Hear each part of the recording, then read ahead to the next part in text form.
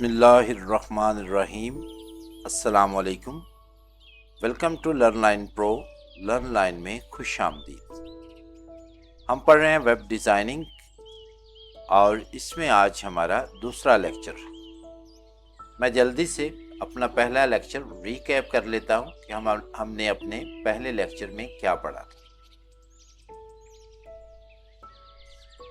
हमने अपने पहले लेक्चर में देखा था कि इस कोर्स के अंदर यानी वेब डिज़ाइनिंग के इस कोर्स के अंदर हम क्या कुछ कवर करने जा रहे हैं।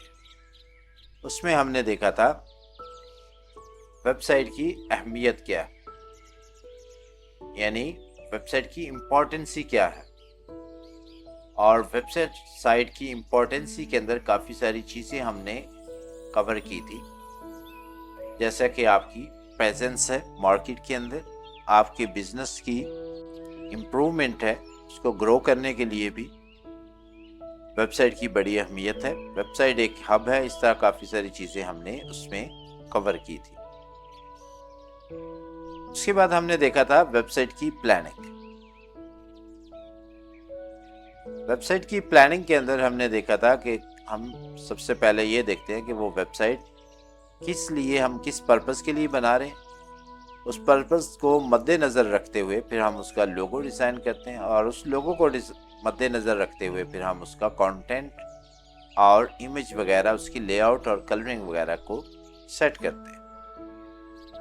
उसके बाद हमने वेबसाइट की बुनियादी मालूमात देखी थी और उसकी फिर अक़साम देखी थी, यानी एजुकेशनल वेबसाइट, एंटरटेनमेंट वेबसाइट और गवर्नमेंट वेबसाइट।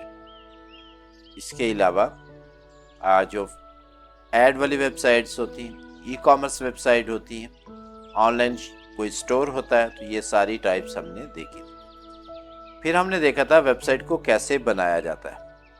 तो वेबसाइट को बनाने के बेसिकली दो तरीके, एक है लैंग्वेज को यूज़ करते हुए। तो लैंग्वेज को यूज़ करने के लिए लैंग्वेज हमें कौन कौन सी आनी चाहिए? HTML एक लैंग्वेज, CSS उसकी डिज़ाइनिंग के लिए दूसरी लैंग्वेज, PHP या और काफ़ी सारे प्लेटफॉर्म हैं, सर्वर साइड लैंग्वेज उसकी फंक्शनैलिटी बनाने के लिए, और उसके बाद फिर हमें जावास्क्रिप्ट फ्रंट एंड जो कंट्रोल होता है, फंक्शन कंट्रोल, उसके लिए। तो ये चार बेसिक लैंग्वेज जिनके ऊपर हमारी गिरफ्त हो, तो तब जाके हम जो है अपनी वेबसाइट को डिज़ाइन कर सकते हैं। या फिर दूसरा तरीका क्या है? एक तरीका ये हो गया। दूसरा तरीका क्या है कि आप कोई टूल यूज़ कर, और इस टूल को कहते हैं CMS, काउंटर। तो हमने गूगल पे जाके सर्च किया था और उसमें इंडेक्स आया था जिसका वो है वर्डप्रेस।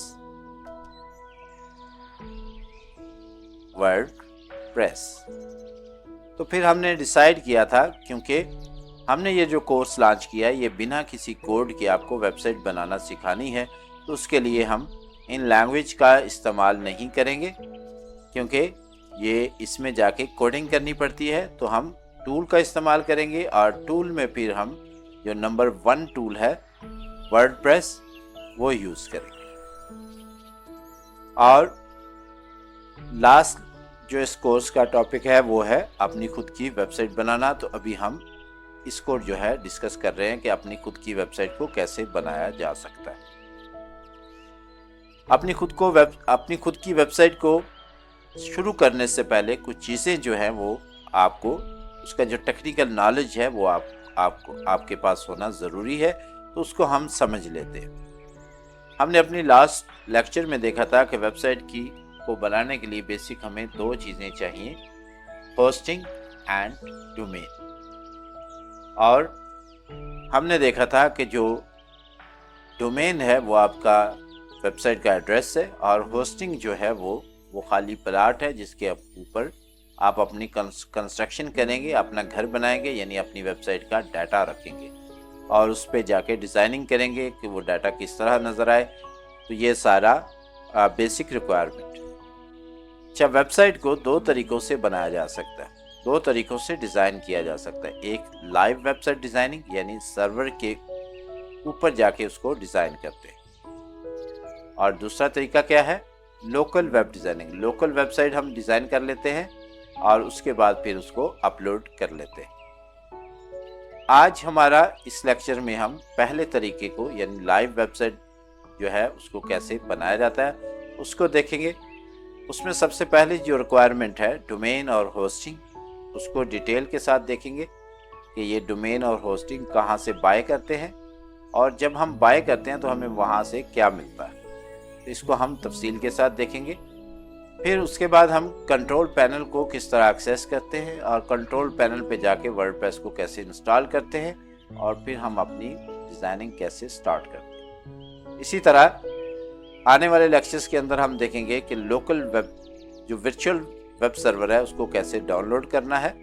उसके बाद वर्डप्रेस की फाइल्स को कैसे डाउनलोड करना है, कहाँ से करना है। फिर उसके बाद उसको अनजिप करके कॉपी करके हम अपने एग्जाम के फोल्डर के अंदर, एक फोल्डर होता है HT Docs, इस फोल्डर के अंदर हमने उसको कॉपी करना है।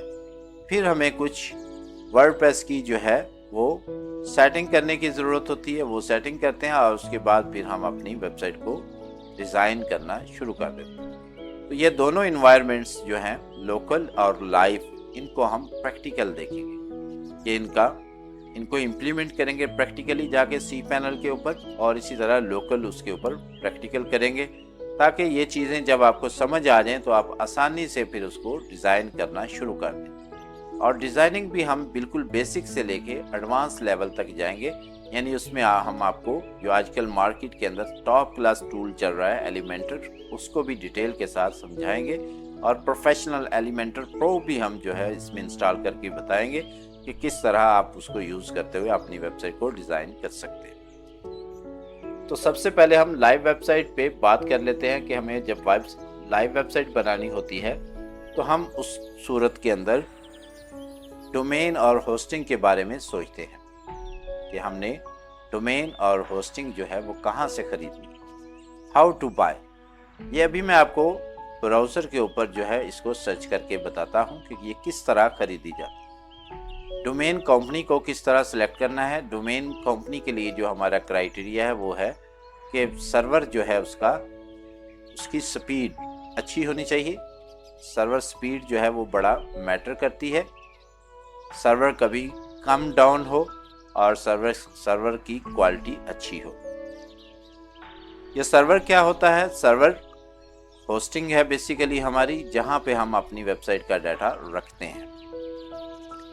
देखें, सारे कंप्यूटर के ऊपर के साथ हार्ड डिस्क अटैच होती है। हम डाटा अपने कंप्यूटर पे भी रखते हैं और रख सकते हैं, लेकिन वेबसाइट का डाटा हम अपने कंप्यूटर पे इसलिए नहीं रख सकते कि सर्वर जो कंप्यूटर होता है वो उसकी एक तो स्पीड ज़्यादा होती है, उसकी स्पेसिफिकेशन ही और होती है, थोड़ी सी हाई स्पेसिफिकेशन वाला कंप्यूटर होता है। दूसरा, उसको 24 आवर ऑन रहना पड़ता है।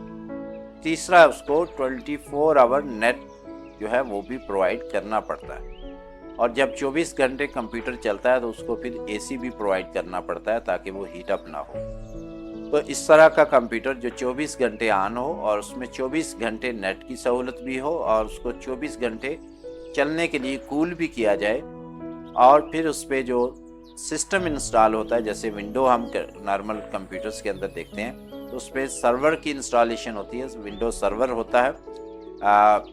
तो तब जाके वो फिर उसकी बहुत सारी और टेक्निकल सेटिंग्स होती है जो आम बंदे के बस की बात नहीं।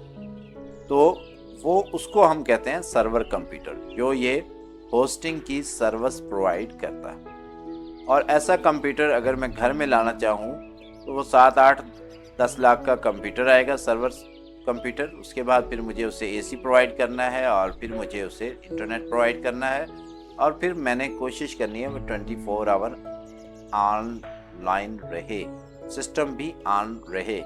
तो उसके लिए मुझे काफ़ी सारे एक्सपेंस आ जाते हैं जो कि मेरी बर्दाश्त से बाहर है। इसलिए फिर दुनिया में जो है सर्वर इंट्रोड्यूस हुए कि लोगों ने अपने कंप्यूटर ऑन रखे और फिर उन्होंने अपनी जो हार्ड डिस्क की स्पेस है उसको बेचना शुरू कर दिया।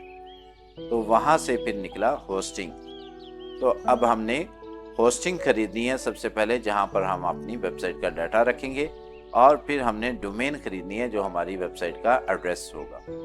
तो होस्टिंग और डोमेन कैसे खरीदते हैं ये अभी मैं आपको गूगल के ऊपर ले जाता हूँ, वहाँ पर जाके बताता हूँ कि होस्टिंग और डोमेन कैसे खरीदते हैं।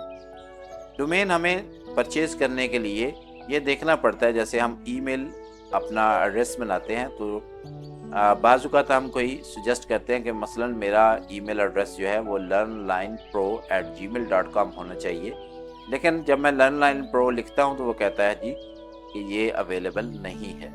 इसी तरह डोमेन जो है, मैं कुछ सोचता हूँ कि मुझे ये वाली डोमेन ख़रीदनी है, उसकी ये वाली एक्सटेंशन होगी, तो फिर मुझे वो देखना पड़ता है कि क्या ये डोमेन अवेलेबल भी है या नहीं। अगर नहीं है तो मैं फिर कोई और डोमेन जो है वो सोचूंगा और उसको सर्च करूँ। तो ये सारी हम प्रैक्टिकल अभी करके देखते हैं।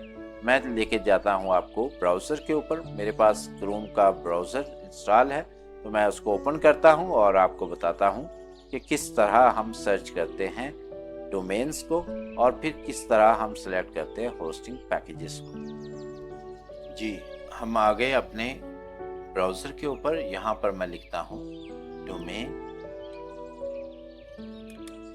नेम।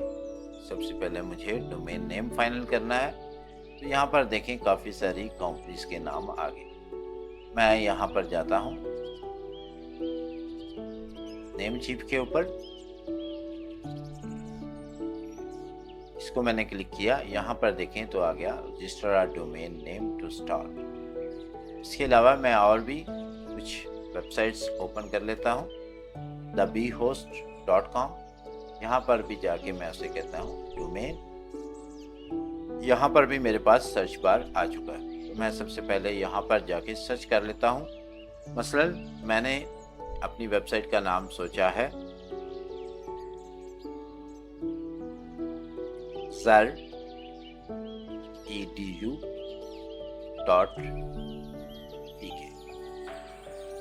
मैं यहाँ पे जाके सर्च करता हूँ तो यहाँ पर देखें अनसपोर्टेड TLD, यानी ये .pk को सपोर्ट नहीं करते। इन्होंने मुझे बाकी सारे ऑप्शन दिए हैं। zar.pro ये प्रीमियम है, zar.art ये भी है। ये सारी एक्सटेंशन है जो इनके पास अवेलेबल है, इन्होंने मुझे यहाँ पर बता दिया। उनके रेट भी सामने आ गए। लेकिन ये जो कंपनी है, यहाँ पर जाके अगर मैं ये सर्च करता हूँ zar.edu.pk, यहाँ पे जाके मैं इसको सर्च पे क्लिक करता हूँ। आप देखें यहाँ पर इन्होंने मुझे बता दिया zar.edu.pk अवेलेबल। अब इनमें क्या फ़र्क है? यहाँ पर अनसपोर्टेड लिखा हुआ आ गया, यहाँ पर ये अवेलेबल आ गया। इसका क्या मतलब? इसका मतलब यह है कि .pk चूँकि बिलोंग करती है पाकिस्तान से, और ये पाकिस्तान गवर्नमेंट के पास इख्तियार होता है कि वो उसको किसको रीसेल करती है, रीसेलर ऑथराइजेशन देती है। तो द बी होस्ट वालों ने .pk से उनकी रीसेलिंग जो है वो ली हुई है, और नेम चीप वालों ने नहीं ली हुई, इसलिए यहाँ पर आ रहा है अनसपोर्टेड, और यहाँ पर इन्होंने मुझे बता दिया अवेलेबल। अगर मैं .pk की जगह पर .com जो है वो सर्च करता हूँ यहाँ पर, और इसी तरह मैं यहाँ पर जाके भी सर्च करता हूँ .com, तो यहाँ पर मुझे बताया जाएगा कि ये अवेलेबल है, ये अवेलेबल है, ये अवेलेबल है या नहीं। अच्छा, जब ये जो डोमेन है इसके नाम में भी थोड़ा सा आपको सोचना पड़ेगा कि उसका नाम क्या होना चाहिए। नाम एक तो उसमें 3-4 खूबियाँ होनी चाहिए। शार्ट होना चाहिए, और अपनी वेबसाइट के जो पर्पज़ है उससे रिलेट करना चाहिए, या आपके ब्रांड से रिलेट करना चाहिए। दूसरा, इजी टू प्रोनाउंस उसको। मसलन अगर आप पाकिस्तान के लोगों के लिए बना रहे हैं तो ऐसी वेबसाइट का ऐसा नाम होना चाहिए जो कि हर किसी की ज़ुबान पे आ जाए।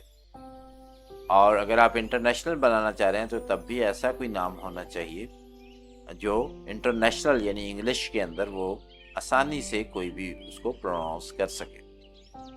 और दूसरा ये है कि वो याद भी रहे, ऐसा नाम होना चाहिए जो कि याद भी रहे। तो इस नाम के अंदर हम डॉट का इस तरह इस्तेमाल नहीं कर सकते। यहाँ पर या तो मुझे हाइफन देना है zar-edu.com। अब आप देखें यहाँ पर ये आ गया अवेलेबल है और $9.58 पर ईयर इसकी फीस है। यहाँ पर आके भी मैं इसको चेंज करता हूँ, यहाँ पर मैं हाइफन दे देता हूँ और फिर इसको सर्च करता हूँ। अब यहाँ पर भी ये अवेलेबल होगी, ये देखें यहाँ पर भी अवेलेबल है और इसकी फ़ीस है $11.98 पर ईयर। यहाँ पर देखें तो ये थोड़ा सा सस्ता दे रहे हैं, ये थोड़ा सा बज़ाहिर मुझे महंगा नज़र आ रहा है, लेकिन इसमें फ़र्क क्या होता है कि ये बी होस्ट वालों की साल के बाद भी यही फ़ीस है। अगर मैं उसको रीन्यू करवाता हूँ तो ये भी ऑलमोस्ट $11.98 में ही करेंगे, जबकि नेम चीज़ वाले यहाँ पर देखें तो ये नेक्स्ट ईयर मुझे इतना चार्ज करेंगे यानी $14। तो ये नेक्स्ट ईयर के अंदर जो है ये इस अपनी फ़ीस को कवर कर लेंगे। तो हमें अब देखना है कि इन दोनों कंपनीज को की जो है रिव्यू वैल्यू क्या है, क्लाइंट्स इनके बारे में क्या कहते हैं, इनके सर्वर कैसे है, फास्ट स्पीड है या डाउन होते हैं बार बार, या इनकी जो बाकी सपोर्ट है वो कैसी है, और सपोर्ट के अलावा आफ्टर सेल सर्विस कैसी है।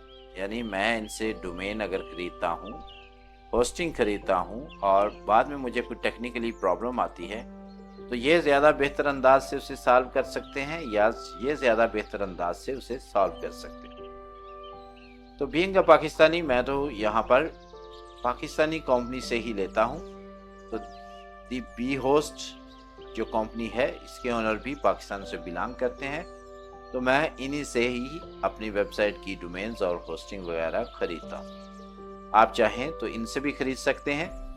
इनकी मुझे आइडिया नहीं है कि इनकी आफ्टर सेल सर्विस कैसी है। द बी होस्ट की आफ्टर सेल सर्विस अच्छी है, इनकी टेक्निकल सपोर्ट भी अच्छी है, तो यहाँ पे हम जाके अपना वो ख़रीद सकते हैं। अब बात कर लेते हैं होस्टिंग की।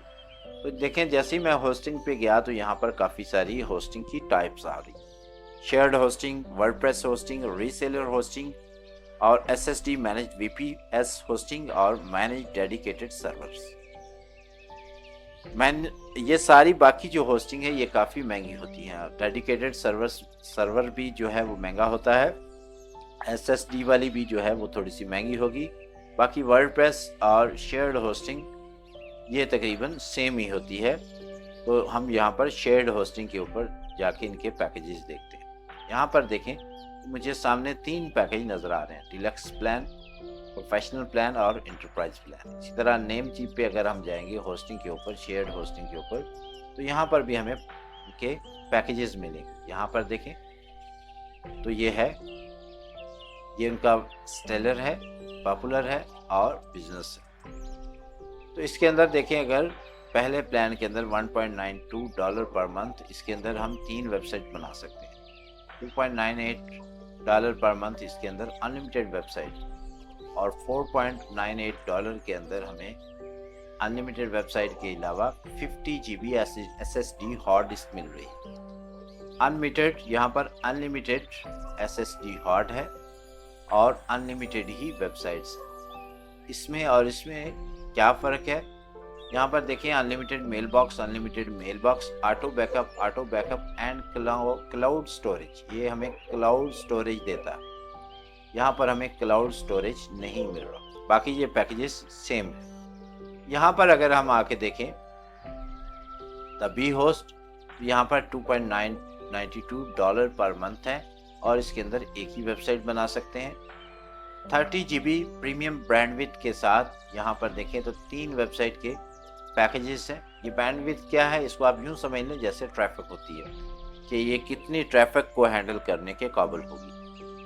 तो यहाँ पर देखें 3 वेबसाइट्स हम बना सकते हैं। 10 GB जो है हमें स्पेस मिलेगी, 20 GB स्पेस के साथ यहाँ पर अनलिमिटेड ट्रैफिक मिलेगी और अनलिमिटेड वेबसाइट पैकेजेस है।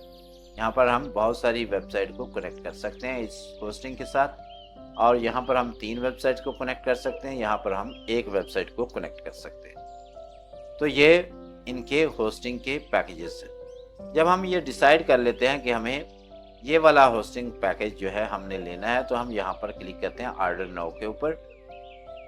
जैसे ही हम इस पर क्लिक करते हैं तो ये हमें यहाँ पर अकाउंट बनाने को कहे, अपनी डोमेन देने को कहे। तो डोमेन के लिए 3 ऑप्शन दे रहा है, रजिस्टर अ न्यू डोमेन, यहाँ पर हम नई डोमेन रजिस्टर कर सकते हैं, transfer your domain from another registrar, या किसी दूसरे रजिस्ट्रार से हम डोमेन को ट्रांसफ़र कर सकते हैं, या फिर I will use my existing domain and update my name servers, या फिर मैं इस ऑप्शन को चूज़ करूँगा कि मेरे पास डोमेन पहले से है और मैं नेम सर्वर को खुद ही अपडेट कर लूँगा। तो यहाँ पर फिर मुझे उस सूरत में जो मेरा एग्जिस्टिंग यहाँ पर डोमेन है वो मुझे देनी पड़ेगी, और यहाँ पर उसकी एक्सटेंशन सेलेक्ट करनी पड़ेगी और उसको मैं कहूँगा यूज़। तो ये फिर उसको यूज़ करते हुए जो है मुझे इनवाइसिंग करेगा, और उस इनवाइसिंग को पे करने के बाद फिर मुझे ईमेल करेगा। फर्दर मैं आपको स्लाइड के ऊपर ही समझाता हूँ कि इसको किस तरह हम जो है हैंडल करते हैं।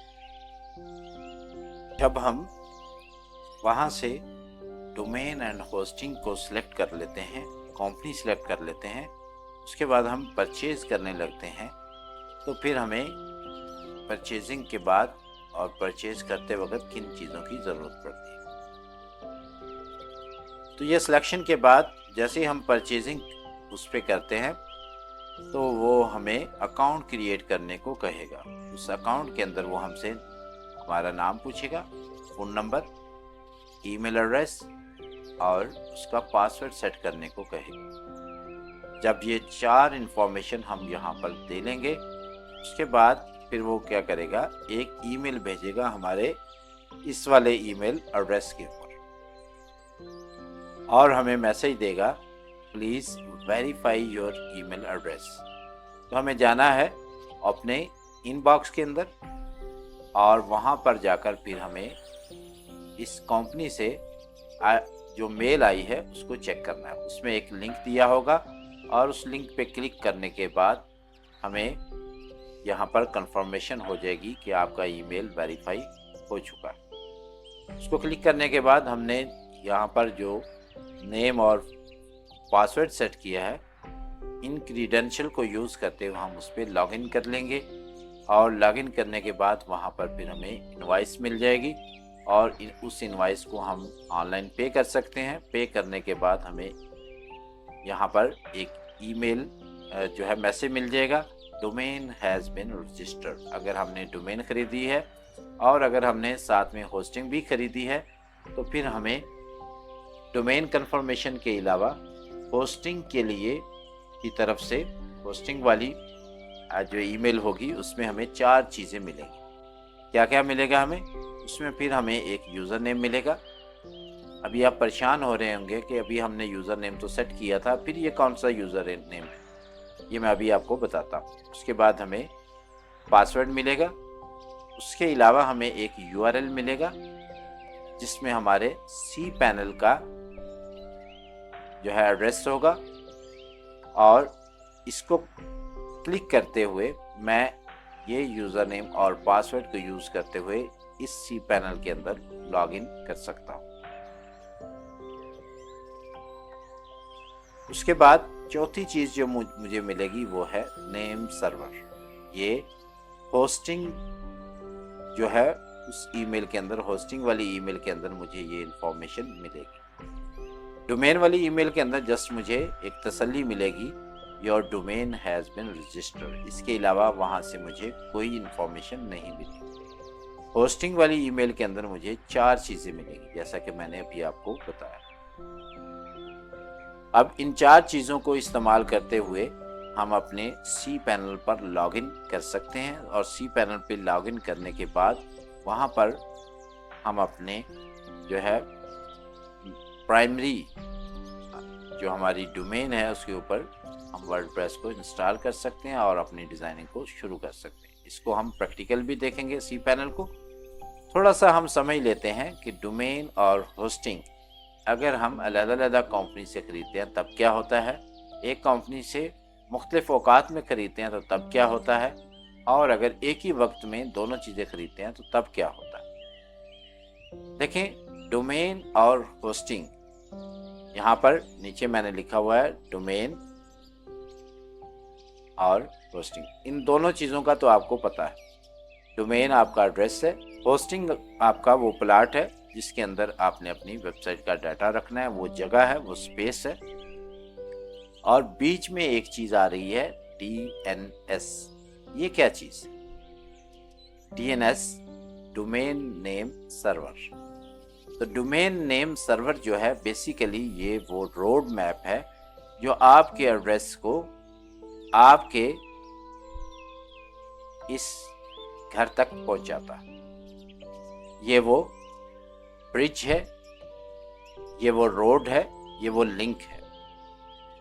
तो अगर हमने डोमेन और होस्टिंग एक ही कंपनी से खरीदी है तो फिर हमें ये वाला ब्रिज बनाने की, इसको मैनुअल बनाने की ज़रूरत नहीं है, ये ऑटो कनेक्शन हो जाएगा। यानी डोमेन और होस्टिंग का आपस में कनेक्शन जो है वो बहाल हो जाएगा। देखें, वेबसाइट के शुरू वाले लेक्चर्स में मैंने आपको बताया था कि डोमेन और होस्टिंग अलग-अलग चीज़ें हैं। डोमेन आपका एड्रेस और होस्टिंग आपकी जगह। आप एड्रेस को किसी भी कंपनी से रजिस्टर करवा सकते हैं और होस्टिंग किसी भी कंपनी से ले सकते हैं। लेकिन अगर आप दोनों काम एक ही कंपनी में एक ही वक्त में करते हैं तो फिर आपको ये कनेक्शन करने की ज़रूरत नहीं है, ये ऑटो हो जाता है। लेकिन अगर आपने डोमेन किसी और कंपनी से ली और होस्टिंग किसी और कंपनी से ली तो फिर आपको ये वाला कनेक्शन, जो DNS वाला कनेक्शन है, ये मैनुअल करना पड़ता है। मैं अभी आपको बताता हूँ ये कनेक्शन कैसे करना है। पहले इसको समझ लें। अगर आपने एक ही कंपनी से होस्टिंग भी ली और डोमेन भी ली, लेकिन वो एक इनवाइस नहीं थी, आपने पहले होस्टिंग खरीदी, 2 दिन के बाद आपने डोमेन खरीदी, तो तब भी आपको ये कनेक्शन मैनुअल करना पड़ेगा। लेकिन अगर आप एक ही वक्त में दोनों चीज़ें खरीदते हैं तो फिर ये ऑटो हो जाएगी। अच्छा, अभी हमने देखा था होस्टिंग के प्लान के अंदर 3 वेबसाइट भी हम एक होस्टिंग के साथ कनेक्ट कर सकते हैं। वो कनेक्शन कैसे कहते हैं? जैसे ही हम होस्टिंग का पैकेज खरीदते हैं तो मैंने आपको दिखाया था ब्राउज़र के ऊपर कि वो हमें कहता है कि या तो अपनी डोमेन अभी रजिस्टर करें या किसी और दूसरी कंपनी से अगर आपने खरीदी हुई है हमारे पास ट्रांसफ़र करें, या फिर एग्जिस्टिंग डोमेन को यूज़ कर लें। उस वक़्त जो वो डोमेन हमसे मांग रहा होता है उसे कहते हैं प्राइमरी डोमेन। प्राइमरी डोमेन जो है वो होस्टिंग के साथ कनेक्शन उसका हम कर लेते हैं। अगर हमने प्राइमरी डोमेन किसी और कंपनी से खरीदी है तो हम उसको मैनुअल करेंगे, और मैनुअल कैसे करेंगे ये अभी मैं आपको बताता हूँ। और अगर हमने उसी कंपनी से खरीदी है तो ये प्राइमरी डोमेन ऑटो अटैच हो जाएगी, ये ऑटो हो जाएगी, इसको करने की ज़रूरत नहीं होगी। अब बात कर लेते हैं, यहाँ पर अगर देखें आप नीचे तो एक लिखा हुआ है ऐड ऑन डोमेन्स और एक है सब डोमेन्स। ऐड ऑन डोमेन्स जो है वो क्या होती हैं? ऐड ऑन डोमेन्स वो होती हैं कि जैसे आपने यहाँ पर एक डोमेन इसके साथ अटैच की, आपका पैकेज है 3 वेबसाइट वाला, अभी आप यहाँ पर 2 वेबसाइट और अटैच करना चाहते हैं तो 2 डोमेन आप और खरीदते हैं, तो वो जब आप इसके साथ अटैच करेंगे तो वो उसको हम कहते हैं ऐड ऑन डोमेन्स। और सब डोमेन क्या होती है? अगर आपने जो डोमेन खरीदी है, जैसे ये www.danvers.pk एक डोमेन समझ लें, ये हमने ख़रीदी हुई है। इस डोमेन में के मज़ीद हम कुछ हिस्से बनाते हैं, जैसे डैनवर्स से पहले कुछ हम लगा लेते हैं इस तरह www.x.danvers, और इसी तरह हम danvers.pk। तो ये बेसिकली ये जो हमने बीच में एक्स लगाया है ये उसका सब डोमेन, उसी का पार्ट बना लिया है, ये हमें ख़रीदनी नहीं पड़ती, इसे कहते हैं सब डोमेन। और सब डोमेन भी हमारे पैकेज के अंदर बताया जाता है हमें, जब हम होस्टिंग खरीदते हैं कि आप कितनी सब डोमेन क्रिएट कर सकते हैं। तो जहाँ पर हम सब डोमेन लेंगे तो हमें डोमेन खरीदने की ज़रूरत नहीं है, हम सब डोमेन खुद से बना सकते हैं। और अगर हमने डोमेन खरीदी हुई है और उसको अटैच करना है इसी होस्टिंग के साथ जिसमें हमने www.danvas.pk खरीदी, तो फिर हम उन बाकी जो डोमेन खरीदी है उसको एड ऑन डोमेन्स कहते हैं। यहाँ पर देखें नीचे एग्जाम्पल में मैंने आपको बताया हुआ है कि अगर हमने danvas.pk ये डोमेन खरीदी और होस्टिंग भी उसी वक्त खरीदी, इसका कनेक्शन हो गया ऑटो। बाद में हमने एक और डोमेन ली danvas.com या उसी वक्त ले ली danvas.uk.us, तो हमने 2 डोमेन और भी खरीदी थी, ये कनेक्शन ऑटो नहीं होगा। ये प्राइमरी जो है हमारा इसका ऑटो हो जाएगा। ये जो एड ऑन्स डोमेन है, एड ऑन डोमेन्स, इसका कनेक्शन हमें मैनुअल करना पड़ेगा। कैसे करते हैं अभी हम उसको समझ लेते हैं कि हम इसका कनेक्शन जो एड्रेस है, डोमेन है हमारी और होस्टिंग है, उसका कनेक्शन कैसे करते हैं। प्राइमरी डोमेन जो है वो सी पैनल में एक इनवॉइस के तहत खरीदी गई है तो वो ऑटो हो जाएगी और एड ऑन डोमेन्स को हम मैनुअल करेंगे। ये कनेक्शन बहाल करना बहुत इजी है, जहाँ पर मैंने लिखा भी हुआ है कि जहाँ से आप डोमेन खरीदते हैं वहाँ पर आपको अकाउंट बनाना होता है, वहीं उसी अकाउंट पे जाके लॉगिन करें और उस पे लॉगिन करने के बाद आप जो है वहाँ जो आपको डीएनएस दिए गए हैं होस्टिंग की तरफ से, जो होस्टिंग प्रोवाइडर ने ईमेल आपको भेजी, उसके अंदर जो 4 चीज़ें मैंने आपको बताई, उसमें जो चौथी चीज़ थी वो था DNS। तो ये आपने यहाँ से कॉपी कर लेने अपने ईमेल से और अब आप चले गए डोमेन वाली वेबसाइट पे जहाँ से आपने डोमेन खरीदी, वहाँ पर होगा क्लाइंट एरिया। आपने क्लाइंट एरिया में जाना है और अपनी जो है डोमेन को मैनेज करना है। वहाँ पर मैनेज जब आप करेंगे तो वहाँ पर वो कहेगा अपडेट योर नेम सर्वर। तो आपने ये जो कॉपी किए गए डीएनएस हैं ये यहाँ पर जाकर आपने पेस्ट कर दें। अगर आपकी एक्सटेंशन है .com तो ये 5 मिनट से लेकर 24 आवर तक टाइम लेगा और उसको ये जो कनेक्शन है डीएनएस का ये बहाल कर देगा, तो आपकी डोमेन आपकी होस्टिंग के साथ कनेक्ट हो जाएगी। अगर .pk है तो फिर ये 6 घंटे से लेकर 48 आवर तक जो है वो टाइम लेगा और उसके बाद फिर आपका कनेक्शन जो है वो बहाल हो जाएगा, यानी आपके जो डोमेन है वो आपकी होस्टिंग के साथ कनेक्ट हो जाएगी।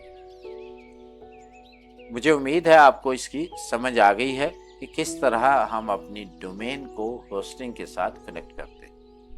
अगर हम एक ही टाइम में दोनों चीज़ें खरीदते हैं तो फिर हमें कुछ भी करने की ज़रूरत नहीं है।